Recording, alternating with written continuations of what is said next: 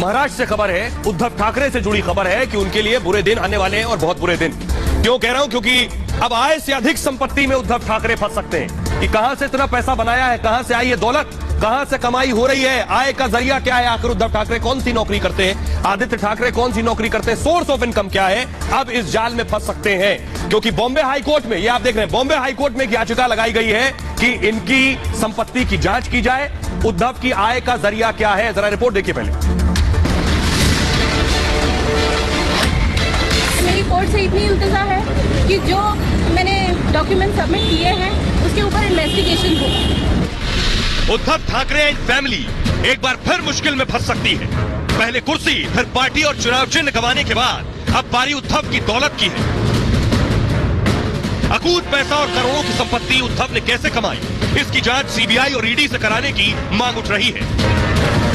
उद्धव पर आय से अधिक संपत्ति मामले में याचिका दायर की गई है। याचिका में उद्धव के साथ ही उनकी पत्नी और दोनों बेटों की संपत्ति की भी जांच की मांग की गई है। हो सकता है जल्द ही ईडी या सीबीआई के शिकंजे में उद्धव ठाकरे हो। वैसे पहले भी उद्धव परिवार की संपत्ति को लेकर सवाल उठ चुके हैं।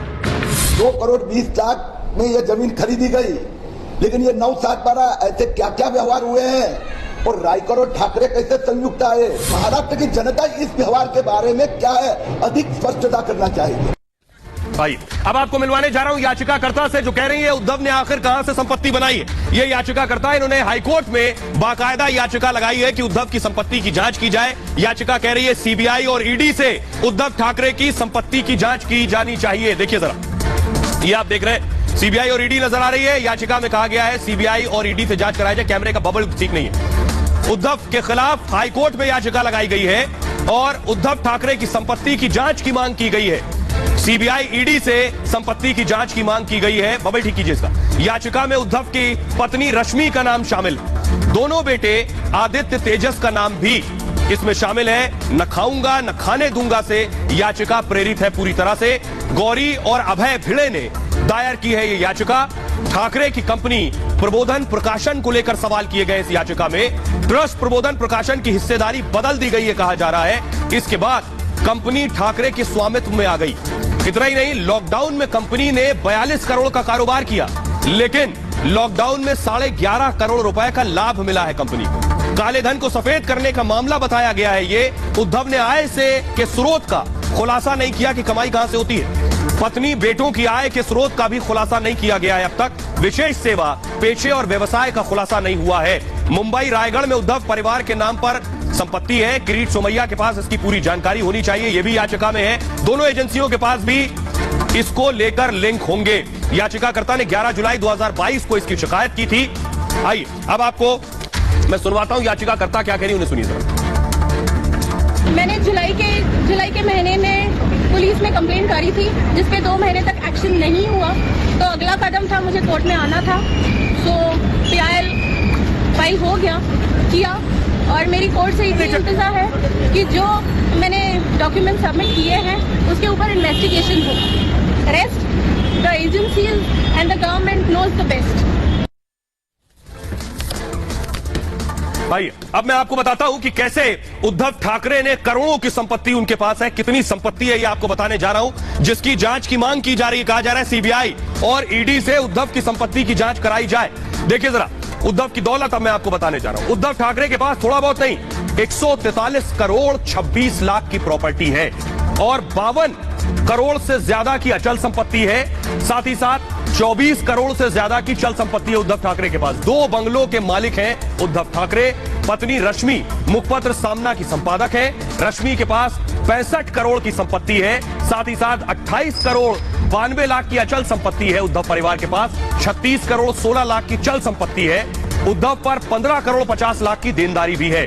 चुनावी हलफनामे में उद्धव ठाकरे ने यह जानकारी दी थी। हलफनामे के मुताबिक उद्धव के पास कार नहीं है। हलफनामे में दोनों बेटों की संपत्ति का जिक्र नहीं किया गया। दोनों बेटों को खुद पर निर्भर नहीं बताया है।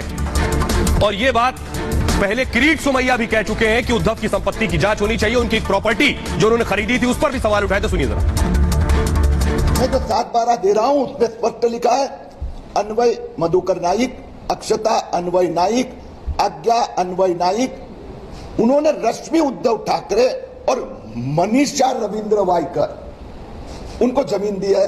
लेकिन रश्मि उद्धव ठाकरे और मनीषा रविंद्र वाइकर का क्या संबंध? इन दोनों के ऐसे कितने आर्थिक व्यवहार है? महाराष्ट्र की जनता के मन में शंका आ रही है, इसकी जांच होनी चाहिए, ये हमारी मांग। और आइए खबरों में आगे बढ़ता हूं। उद्धव ठाकरे के लिए मुश्किलें बड़ी है क्योंकि कुर्सी तो चली गई, पार्टी भी चली गई, चिन्ह भी नहीं रहा और अब संपत्ति पर तलवार है। खबरों में आगे बढ़ते हैं। आज की एक और बड़ी खबर है, बाहुबली योगी योगी कह रहा है। अतीक को आप देख रहे हैं, ये आप देख रहे हैं योगी के मुरीद आखिर ये डॉन और बाहुबली क्यों हो गए, ये बड़ी बात है। अगली तस्वीर दिखाइए जरा। ये आप देख रहे हैं बाहुबली अतीक अहमद, जिसे गुजरात से लेकर आया गया उत्तर प्रदेश योगी की पुलिस लेकर आई है और उतरने के साथ ही योगी की तारीफ कर रहा है। देखिए जरा क्या कह रहा है और सोचिए, बड़ा ताज्जुब सभी को हो रहा है कि आखिर अतीक अहमद योगी की तारीफ में कसीदे क्यों पढ़ रहा है। आखिर योगी ने तो अतीक के ऊपर बुलडोजर भी चलाया, फिर भी तारीफ कर रहा है। देखिए जरा, डॉन अतीक सीएम का फैन हो गया, मुख्यमंत्री योगी आदित्यनाथ का। बाबा ने अतीक पर सोचिए बुलडोजर चला दिया।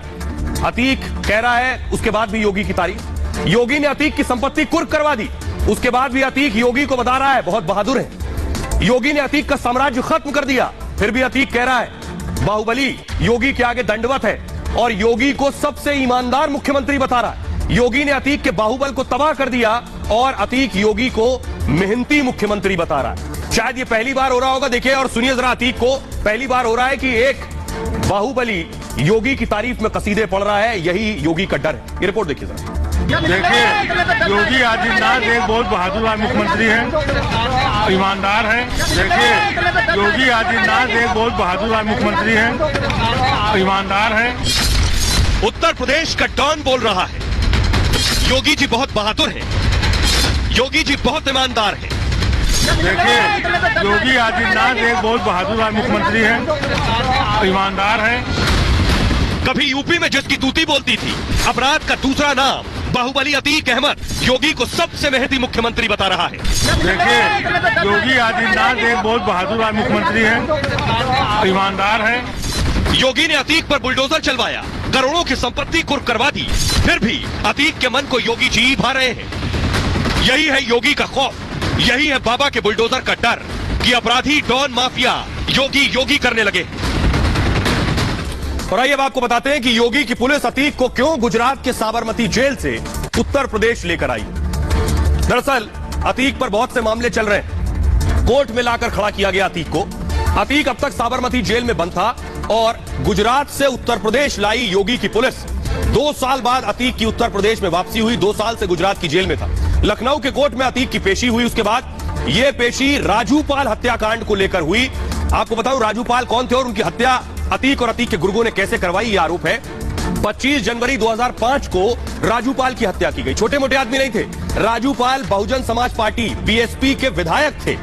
फिल्मी अंदाज में राजूपाल को मौत के घाट उतार दिया गया। इलाहाबाद में राजूपाल काफिले के साथ जा रहे थे, इसी दौरान सामने से एक गाड़ी आई और उनकी गाड़ी के सामने खड़ी हो गई। खड़ी करते ही 5 बदमाशों ने उनकी गाड़ी पर अंधाधुंध फायरिंग शुरू कर दी राजूपाल के ऊपर। इतनी गोलियां चलाई कि राजूपाल बच नहीं सके। उसके बाद अस्पताल ले जाते वक्त राजू की मौत हो गई। सिर्फ 10 दिन पहले राजूपाल की शादी हुई थी। इस हत्या के पीछे सियासी वजह थी। अब ये सियासी वजह क्या थी आपको बताते हैं। दरअसल अतीक अहमद जो थे वो सांसद बना तो उसकी एमएलए की जो सीट थी वो खाली हो गई।